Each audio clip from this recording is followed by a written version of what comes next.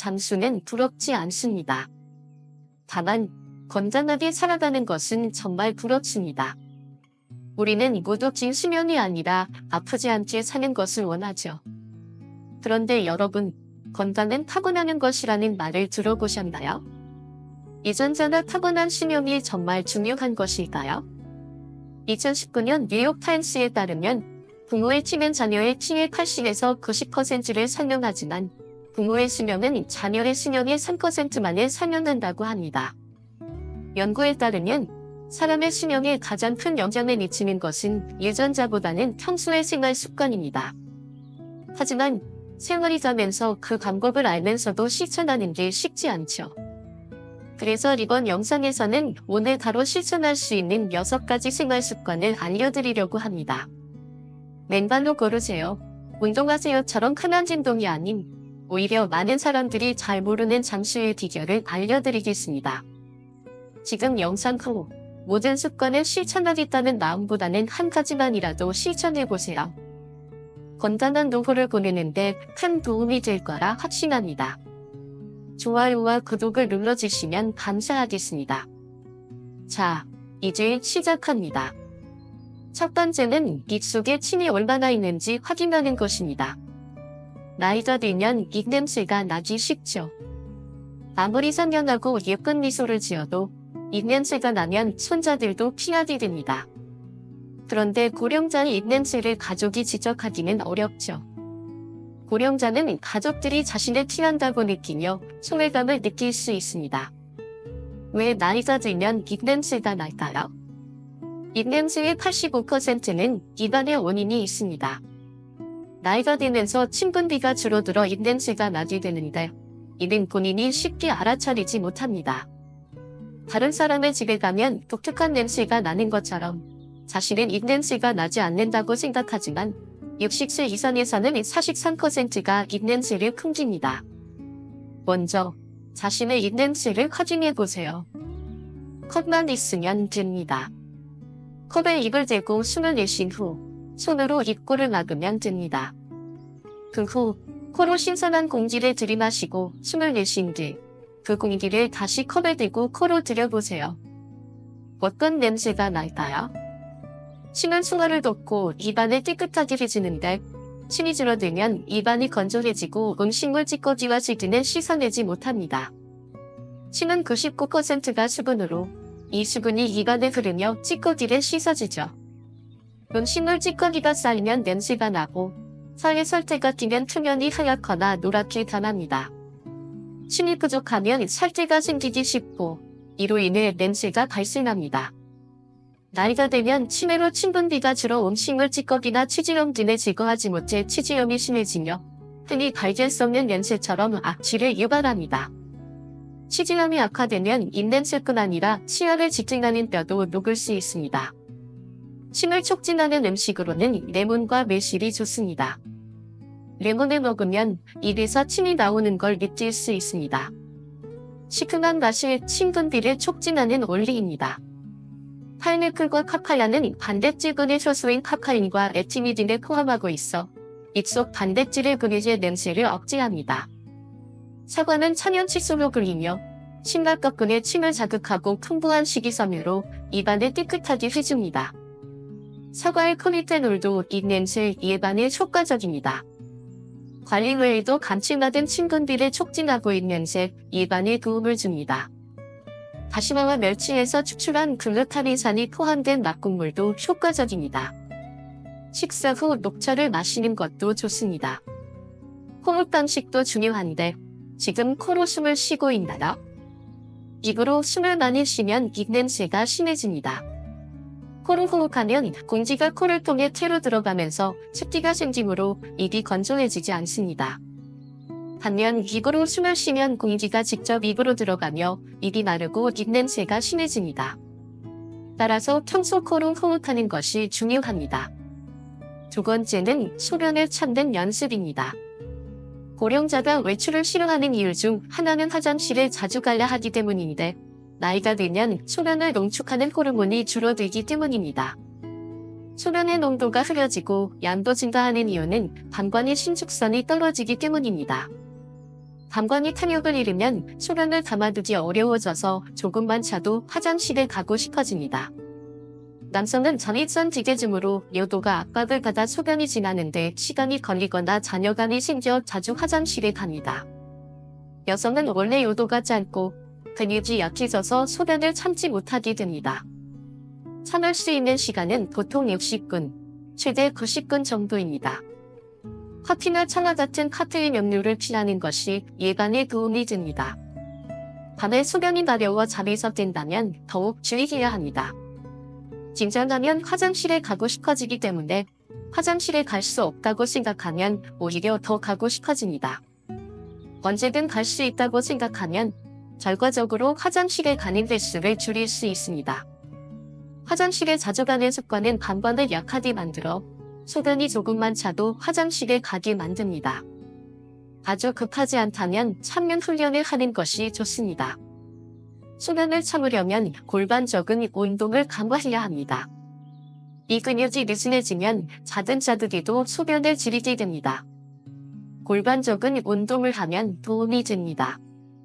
먼저 천장을 보고 눕고 무릎을 세운 상태에서 숨을 내쉬며 고환이나 지혜, 항문에 힘을 주어 5초간 유지한 후 5초에 걸쳐 숨을 들이쉬며 힘을 빼고 다시 반복합니다. 이 운동은 요실금뿐만 아니라 전실금 예방에도 효과적입니다. 나이가 들면 전실금이 발생할 수 있으므로 미리 운동 습관을 들이는 것이 중요합니다. 세 번째, 가래는 무조건 뱉어내야 합니다. 나이가 들면 자주 가래가 차게 됩니다. 음식물은 식도를 지나 위로 흘러가지만 공기는 기도를 통해 폐로 갑니다. 이는 자동적으로 판별되는데 나이가 들면 이 판별이 제대로 이루어지지 않게 됩니다. 그 결과 본래 공기가 지나가야 할 기도로 음식물이나 침이 들어가 폐로 향할 수 있습니다. 이렇게 되면 폐렴에 걸릴 위험이 커지므로 기침을 통해 이를 뱉어내려는 반응이 발생합니다. 젊을 때는 근력이 있어서 기침 한두 번만으로 음식물이 배출되고 제 길로 흘러가며 폐로 가지 않습니다. 그러나 나이가 들면 밀어내는 힘이 약해지고 가래가 많아지는 현상도 이와 관련이 있습니다. 식도로 가야 할 음식물이 폐로 가면 염증을 일으켜 가래의 원인이 됩니다. 가래는 더럽기 때문에 밖으로 뱉어내기 꺼려지지만 가래를 뱉는 것은 매우 중요합니다. 제대로 뱉어내지 못하면 가래가 폐로 계속 들어가 폐렴을 일으킬 수 있습니다. 이런 현상을 오연성 폐렴이라고 하는데 갑자기 건강하던 사람이 생사의 위기를 겪기도 합니다. 본인과 가족 모두 크게 놀라게 됩니다. 따라서 가래를 뱉을 때 더럽다고 하지 말고 파박하지 말고 도와주는 것이 중요합니다. 가벼이 여기지 말고 신경 써야 합니다. 한 고령 환자 사례를 들자면 이 환자는 고혈압 약을 복용하면서 몸이 쇠약한 상태였고 백내장 수술을 위해 입원했습니다.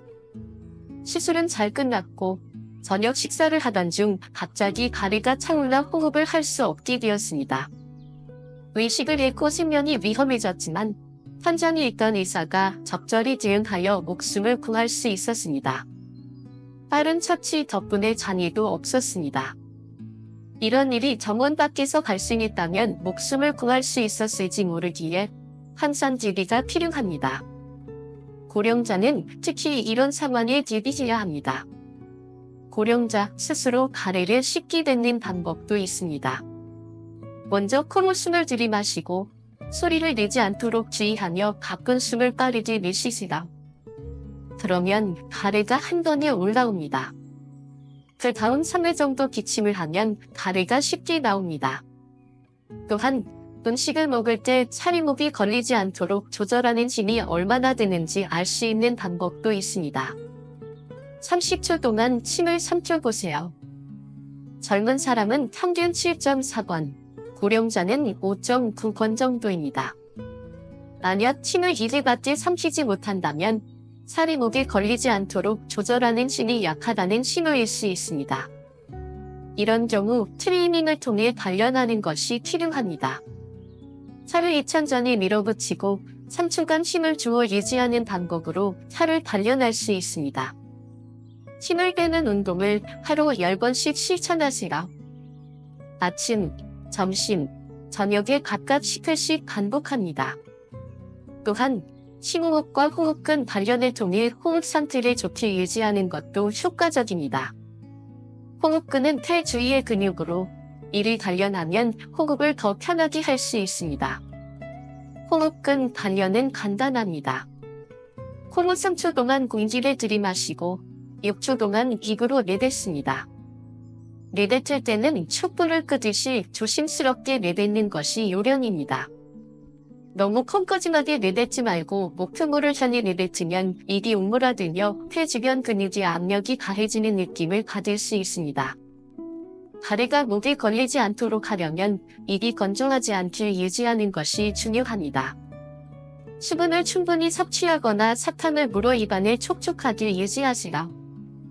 하지만 당분이 많이 든 음료는 침이 줄어들지 하여 오히려 입안 건조증을 악화시킬 수 있으므로 피하는 것이 좋습니다. 오징어나 문어와 같은 잘 식히지 않는 음식을 즐길 때는 먹기 전에 잘게 잘라서 먹는 것이 안전합니다. 네 번째는 돋보이거나 안경을 꼭 점검하는 것입니다. 고령자가 계단에서 자주 넘어지는 이유는 중심과 시각의 영향이 큽니다. 나이가 들면 균형 감각이 떨어지는데 20대와 비교하면 60대는 20%, 70대는 41%, 80대 이후에는 80% 이상이 균형 감각이 어려움을 겪습니다. 또한 나이가 들면 몸이 조금만 기울어져도 중심이 불안정해지며 계단을 오르내릴 때 몸이 앞으로 기울어지기 때문에 중심이 무너져 쉽게 넘어질 수 있습니다. 몸을 뒤로 젖히는 것도 위험합니다. 이렇게 기울이는 미끄러질 위험을 높입니다. 따라서 나이가 들면 계단을 오를 때 어디서든 중심을 잘 잡고 걷는 습관을 들여야 합니다. 중심을 얼마나 잘 유지할 수 있는지 확인하는 방법은 간단합니다. 눈을 뜬 상태에서 한 발로 서서 몇 초 동안 걷힐 수 있는지 체크해 보세요. 15초 이상 걷힐 수 있으면 괜찮지만 15초 미만이라면 중심이 불안정해 넘어질 위험이 있습니다. 이 방법 자체도 운동이 되므로 매일 반복해 확인하면 균형 감각이 향상될 수 있습니다. 단, 무리하지 않도록 주의하고 넘어지지 않도록 조심하세요. 눈은 고령자의 넘어짐에 큰 영향을 미칩니다. 나이가 들면 시력이 떨어져 물질을 제대로 인식하지 못하고 이를 헛게 보는 일이 많아집니다. 눈을 감고 한 발로 서는 연습을 해보세요. 이 방법은 넘어질 위험이 있기 때문에 절대 무리해서는 안 됩니다. 10초도 견디지 못하는 분들이 많습니다. 이는 인간이 눈을 통해 자신의 위치를 확인하고 중심을 안정시키기 때문입니다. 고령자의 넘어짐 사고에 영향을 미치는 주요 요소는 원근감, 안정, 기입니다. 나이가 들수록 원근감이 떨어지기 때문에 가까운 거리와 먼 거리를 구분하기 어려워집니다. 그로 인해 계단에서 발을 헛디디는 경우가 많습니다. 다음은 안전입니다.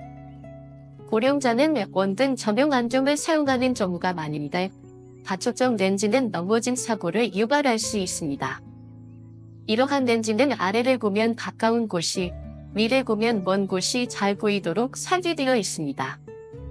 그러나 계단을 내려갈 때 고령자는 주로 아래를 보며 걷기 때문에 렌즈 아래쪽을 통해 가까운 곳에 초점이 맞춰지고 그 다음에 발을 디딜 계단이 뿌옇게 보여 헛디디기 쉽습니다. 계단을 내려갈 때는 턱을 당기고 아래를 보는 습관을 들여야 합니다. 5번째는 횡단보도의 신호등이 잘 보이는지 점검하는 것입니다. 고령자는 횡단보도를 건널 때 신호등을 거의 보지 않습니다. 발 아래를 보고 걷기 때문에 신호등을 확인하기 어렵습니다. 또한 허리가 굽어 상체를 들어 올리지 않으면 신호등이 보이지 않습니다. 눈꺼풀이 처지면서 시야의 위쪽을 보기 힘들어지며 멀리 떨어져 있을 때는 신호등이 보이지만 가까워지면 보이지 않게 됩니다. 눈꺼풀이 처지면 시야가 점점 좁아지며 고령자가 쉽게나 자주 사용하는 물건을 눈높이에 두지 않는다면 이를 점검해야 합니다. 실제로 눈꺼풀을 손가락으로 들어 올리면 시야가 확 트이는 것을 느낄 수 있습니다. 눈꺼풀이 처지면 시각뿐 아니라 어깨 저림과 피로를 느끼기도 합니다. 이러한 증상은 안과에서 치료할 수 있으며 고령자의 경우 눈꺼풀이 처져 신호등을 제대로 보지 못한 사례도 종종 있습니다. 눈꺼풀 처짐으로 신호등을 잘 보지 못하는 사망은 보행뿐 아니라 운전 중에도 문제가 될 수 있습니다. 잘못하면 신호를 무시하고 돌진할 위험이 있죠. 눈꺼풀 처짐을 예방하는 것이 중요합니다. 콘택트 렌즈 사용자들은 눈꺼풀이 처지기 쉽기 때문에 주의가 필요하며 특히 아드렌즈는 장시간 사용을 피하는 것이 좋습니다. 또한 가볍다고 눈을 세지비비는 습관은 눈꺼풀 처짐을 가속화합니다. 여성은 화장을 지울 때 눈을 문지르는 경우가 많은데 문지르지 말고 가볍게 닫아내는 습관을 들이는 것이 중요합니다. 인조 속눈썹은 눈꺼풀을 무겁게 만들어 처짐을 유발할 수 있으므로 피하는 것이 좋습니다. 정기적으로 눈꺼풀을 올리는 운동을 하는 것도 좋은 방법입니다. 눈을 세게 감았다가 크게 뜨면서 눈꺼풀을 들어 올리는 운동을 하루에 10번씩 실천해보세요. 이런 운동은 언제든 자투리 시간을 활용할 수 있어 간편합니다. 만약 본격적인 해결을 원한다면 안과나 성형외과에서 수술을 고려할 수 있습니다. 우선 안과 전문의와 상담을 통해 상황에 맞는 조치를 취하는 것이 좋습니다. 6번째는 보청기 사용에 익숙해지는 것입니다. 나이가 들어 성격이 나빠졌다고 생각할 수 있지만 이는 성격이 변화가 아니라 청력이 저하로 인해 발생하는 문제일 수 있습니다. 고령자는 소리를 불쾌하게 느끼는 경우가 많습니다. 예를 들어 아이의 목소리나 뒤지는 소리는 고령자가 느끼는 것보다 훨씬 더 불쾌하게 인식됩니다. 그로 인해 어린이집이 들어서는 것을 반대하거나 어린아이의 목소리가 시끄럽다고 불평하는 일이 생깁니다. 손주도 마찬가지로 아무리 귀여워도 오랜 시간 동안 소리를 지르거나 울면 불쾌감을 느껴 화를 내기도 합니다. 고령자는 고음역의 소리를 잘 듣지 못하지만 일정한 음을 넘으면 갑자기 시끄럽게 느껴집니다. 70세 이상에서는 70%가 이런 현상을 경험한다고 합니다. 높은 소리가 작으면 들리지 않다가 크면 갑자기 불쾌한 소리로 느껴질 수 있습니다. 이때 불쾌한 소리란 금속과 금속을 문지르는 소리나 칠판을 손톱으로 긁는 것처럼 날카로운 소리와 비슷합니다. 난청이 심해질수록 고음역에서 불쾌감을 더 강하게 느끼게 됩니다. 어린이나 동물의 울음소리가 시끄럽게 느껴진다면 반응 조치를 고려하는 것이 좋습니다. 수고와 비용을 들여서라도 반응을 하는 것이 고령자의 생활에 도움이 될 것입니다. 반응력 두께를 2배로 하면 소리 발생원에서 2배 멀어진 것과 같은 효과를 낼 수 있습니다. 만약 공사를 할 수 없다면 천으로 장벽을 만들어 반응 효과를 줄 수 있습니다. 난청이 있으면 치매에 걸릴 확률이 높아집니다. 난청인 사람은 그렇지 않은 사람보다 6.83년 더 나이를 먹은 것과 같다는 연구 결과도 있습니다. 또한 난청이 있는 사람은 1000년 이내에 간병이 필요하거나 사망할 확률이 3배 높아진다고 합니다. 인간은 많은 정보를 시각을 통해 얻지만 청각을 통해 들어오는 정보도 매우 중요합니다. 귀가 잘 안 들리면 정보가 차단되어 주변과의 소통이 줄어들게 됩니다. 예를 들어 마트에서 직원이 말을 걸어도 귀찮게 느껴지고 TV나 라디오에서 무엇을 하는지 알아듣기 어려워져 고독감이 증가합니다. 이런 이유로 노화가 촉진될 수 있습니다. 상태에 따라 다르지만 노인성 난청의 경우 보청기를 사용하면 비난청인과 비슷한 수준으로 들을 수 있어 일상의 불편함도 줄어들고 치매에 걸릴 확률도 낮아집니다. 하지만 안경은 착용하는 순간 바로 효과를 볼 수 있지만 보청기는 익숙해지는 데 시간이 걸리기 때문에 많은 사람들이 선호하지 않습니다. 대부분 보청기와 안경을 같은 기계치로 구입하지만 실제로 구입한 보청기가 쓸모없다고 느끼는 경우가 많습니다. 그럼 어떻게 해야 보청기에 익숙해질까요? 먼저 보청기를 구입한 곳에서 자주 고정을 받는 것이 좋습니다. 평균적으로 5, 6회 정도의 보정이 필요합니다. 귀찮다고 생각할 수 있지만 비싼 만큼 최대한 활용하는 것이 좋습니다. 또한 단계별로 사용을 시작하는 것이 효과적입니다. 우선 조용한 시내에서 소리를 들어보고 그 다음 1대1 대화에서 사용해봅니다. 두세 명이 대화하는 자리에서 익숙해지면 밖에서도 사용될 수 있습니다. 이렇게 하면 보청기를 효과적으로 사용할 수 있습니다. 보청기는 고액의 제품입니다. 저렴한 것도 수십만 원이고 비싼 것은 수백만 원에 달합니다. 이로 인해 구입을 주저하는 경우가 많습니다.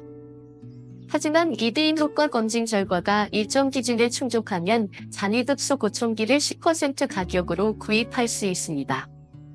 보청기 보조금이 있다는 사실을 아는 사람은 난청자 중 99% 정도밖에 되지 않습니다.